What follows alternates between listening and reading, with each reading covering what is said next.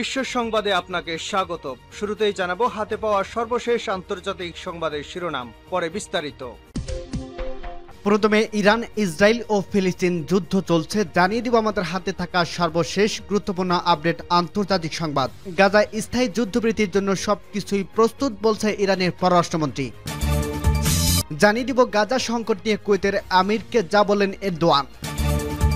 আরো জানিয়ে দিব পশ্চিমাদের দমনে জোট বাঁধছে ইরান ও উত্তর কোরিয়া। এবং আরো জানিয়ে দিব গ্রিসে পুলিশের সাথে ফিলিস্তিনপন্থী বিক্ষোভকারীদের সংঘর্ষ। এদিকে ইসরায়েলকে শক্ত আঘাত না করতে অনুরোধ জানিয়েছে পশ্চিমারা, বলছে ইরান। এবং সর্বশেষ জানিয়ে দিব চুক্তির জন্য ইসরায়েলকে চাপ দিতে যুক্তরাষ্ট্র সহ বিভিন্ন দেশের প্রতি আহ্বান জিম্মির পরিবারের। শুনছিলেন সংবাদ শিরোনাম, এরপর বিস্তারিত। তার আগে অনুরোধ থাকবে, ভিডিওটি যদি ভালো লেগে থাকে ভিডিওটিতে একটি লাইক এবং কমেন্ট করে জানিয়ে দিন ভিডিও সম্পর্কে আপনার মূল্যবান মতামত, এবং আরো কমেন্ট করে জানিয়ে দিন ভিডিওটি আপনি কোথা থেকে দেখছেন এবং শুনছেন। আর অবশ্যই আপনি ভিডিওটি আপনার সোশ্যাল মিডিয়ায় শেয়ার করতে ভুলবেন না। এবং নতুন নতুন আপডেট সংবাদ পেতে চোখ রাখুন আমাদের নিউজে।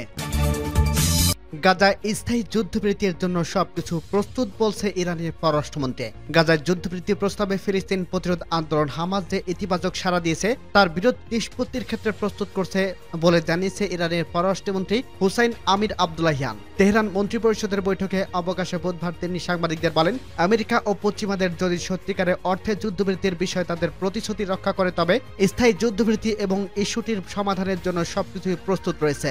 ইরানের এই শীর্ষ কূটনৈতিক বলেন, ইসরায়েলের প্রধানমন্ত্রী বেঞ্জামিন নেতানিয়াহু ও তার চরমপন্থী সরকার স্বাভাবিকভাবেই গাজায় যুদ্ধবিরতির বিরোধী, কারণ যুদ্ধ বন্ধ হলে অধিকৃত দেশগুলোর রাজনৈতিক সংকট দেখা দেবে। গত মাসে ইসরায়েলি সরকারের বিরুদ্ধে ইরানের শাস্তিমূলক সামরিক অভিযানের কথা উল্লেখ করে আমির আবদুল্লাহিয়ান বলেন, সিরিয়ার দামেস্কে ইরানের দূতাবাস কমপ্লেক্সে ইসরায়েলি বিমান হামলার পর ইরান হুঁশিয়ারি দিয়েছেন যে যুক্তরাষ্ট্রে ইরানের স্বার্থের বিরুদ্ধে কোনো পদক্ষেপ নিলে তাদের প্রক্রিয়া হবে তাৎক্ষণিক ও নিষ্পত্তিমূলক। তিনি বলেন, ইরান বৈধ প্রতিরক্ষা পাওয়ার অধিকারী এবং এই অঞ্চলে যেসব দেশে যুক্তরাষ্ট্রের সামরিক ঘাঁটি রয়েছে সেসব দেশের সঙ্গে সহযোগিতার জোর তার প্রতিশ্রুতিবদ্ধ। ইরানের পররাষ্ট্রমন্ত্রী হুঁশিয়ারি উচ্চারণ করে বলেন, যুক্তরাষ্ট্র কোনো ভুল করলেই ইরান এই অঞ্চলে তাদের বিমান ঘাঁটি টার্গেট করবে। তিনি আশা প্রকাশ করেন ইহুদিবাদী সরকারের প্রতি ইরানের প্রতিক্রিয়া ফিলিস্তিনের বর্তমান সংকট নিঃসরণে সহায়ক হবে। গাজায় ইসরায়েলি চলমান আগ্রাসন ও বিশেষত রাফায় হামলা নিয়ে কুয়েতের আমির শেখ মিশেল আল আহমেদ আল সাবার সঙ্গে আলোচনা করছেন তুরস্কের প্রেসিডেন্ট রিসেপ তাইপ এরদোয়ান। মঙ্গলবার তুরস্কের রাজধানী আম্বারায় মিলিত হন তারা। দুই নেতার মধ্যে অনুষ্ঠিত বৈঠকে ফিলিস্তিনের ইস্যুর পাশাপাশি তুরস্ক কুয়েত সম্পর্ক নিয়েও বিশেষ আলোচনা হলেও ডেইলি সাবা জানিয়েছে। খবরে বলা হয়েছে, দুই দেশের মধ্যে কূটনৈতিক সম্পর্ক ৬০তম বার্ষিকীতে কুয়েতের শাসকের এই সফর ৭ বছরের মধ্যে উপসাগরীয় দেশটির আমির পর্যায়ের প্রথম সফর। এই সময় এরদোয়ান বলেন, ইসরায়েলি নিপীড়নের বিরুদ্ধে কুয়েতের অবস্থান তাৎপর্যপূর্ণ। তিনি জোর দিয়ে বলেন, এই অবস্থান ফিলিস্তিনিদের দাবিকে শক্তিশালী করবে। তিনি উল্লেখ করে বলেন যে তুরস্কে ৭ অক্টোবর থেকে একটি স্থায়ী যুদ্ধবিরতির জন্য চাপ দেওয়ার চেষ্টা করছে। এ সময় এরদোয়ান দ্বিরাষ্ট্রীয় সমাধানের জন্য আম্বারায় আহ্বান পুনর্ব্যক্ত করেন যে এবং ১৯৬৭ সালের সীমান্তের ভিত্তিতে ফিলিস্তিনের স্বীকৃতির প্রয়োজনীয়তার কথা পুনর্ব্যক্ত করছেন। পশ্চিমাদের দমনে জোট বাঁধছে ইরান ও উত্তর কোরিয়া। চীন, রাশিয়ার মতো পরাশক্তির বাইরে বর্তমানে আমেরিকার সবচেয়ে বড় মাথা ব্যথার কারণ হয়ে দাঁড়িয়েছে পরমাণু শক্তিধর দেশ উত্তর কোরিয়া ও মধ্যপ্রাচ্যের সম্ভাব্য পরমাণু শক্তিধর দেশ ইরান। চলমান ভূরাজনৈতিক পরিস্থিতিতে তেহরান ও পিয়ংইয়ং উভয় যুক্তরাষ্ট্র বিরোধী নীতি নিয়ে চলছে। এমন পরিস্থিতিতে দুই দেশের জোট নিয়ে বেশ শঙ্কিত ন্যাটো। শুধু তাই নয়, এই দুই দেশের পরমাণু কৌশল নিয়ে বিস্তর আলোচনা চলছে পশ্চিমা দেশগুলোর মধ্যে। জার্মান সংবাদ মাধ্যম ডয়েচ ভেলে এক প্রতিবেদনে বলা হয়েছে, বিশ্ব রাজনীতিতে মার্কিন প্রভাব মোকাবেলায় নিজেদের মধ্যে পরমাণু ও ড্রোন বিষয়ক তথ্য বিনিময় করতে পারেন ইরান ও উত্তর কোরিয়া। পাশাপাশি বিশ্ব রাজনীতিতে নিজেকে প্রাসঙ্গিক করে তুলতে রাশিয়া ও চীনের বাইরে নতুন মিত্র খুঁজছেন উত্তর কোরিয়া। ফলে মধ্যপ্রাচ্যের প্রবল মার্কিন বিরোধী দেশ ইরানের উপর আস্থা রাখছেন কিম জং উন। সিউলে university of North Korea studies এর অধ্যাপক কিম সুং কিয়ের জানায়, উত্তর কোরিয়া মনে করছে আমেরিকার বিরোধিতা ও ইরানের পাশে দাঁড়ানোর একটি ভালো সুযোগ তাদের সামনে আসছে। পাশাপাশি তেহরানের কাছে অস্ত্র ও সামরিক প্রযুক্তি বিক্রি করার একটা সুযোগও পাওয়া গেছে বলে মনে করেন পিয়ংইয়ং। দুই দেশের ওপরই পশ্চিমা নিষেধাজ্ঞা রয়েছে, যার মধ্যেই কিছুটা আর্থিক সুবিধা পেতে চাইছে উত্তর কোরিয়া। গত এপ্রিলে ইরান একটি উচ্চ পর্যায়ের বাণিজ্য ও আর্থিক প্রতিনিধি দল পাঠিয়েছে উত্তর কোরিয়া। এর আগে ২০১৯ সালে একই ধরনের প্রতিনিধি দল পাঠায় পিয়ংইয়ং। এসব সফরে দুই দেশের মধ্যে কোনো সমঝোতা হয়েছে কিনা তা নিয়ে দুই দেশের মুখ বন্ধ রেখেছে। তবে সামরিক প্রযুক্তি, পরমাণু অস্ত্র ও ব্যালিস্টিক ক্ষেপণাস্ত্র নিয়ে কথা বলা হয়েছে বলে জল্পনা চলছে। ট্রয় বিশ্ববিদ্যালয়ের সিওল ক্যাম্পাস আন্তর্জাতিক সম্পর্ক অধ্যাপক ড্যানিয়েল পিয়ংস্টান জানায়, তেহরান ও পিয়ংইয়ং এর মধ্যে দীর্ঘদিনের সম্পর্ক রয়েছে। এদের মধ্যে একটি ধর্মতান্ত্রিক ইসলামিক দেশ এবং অপরটি এক নেতাভিত্তিক কমিউনিস্ট দেশ হলেও দুই জায়গায় কর্তৃত্ববাদী শাসন রয়েছে।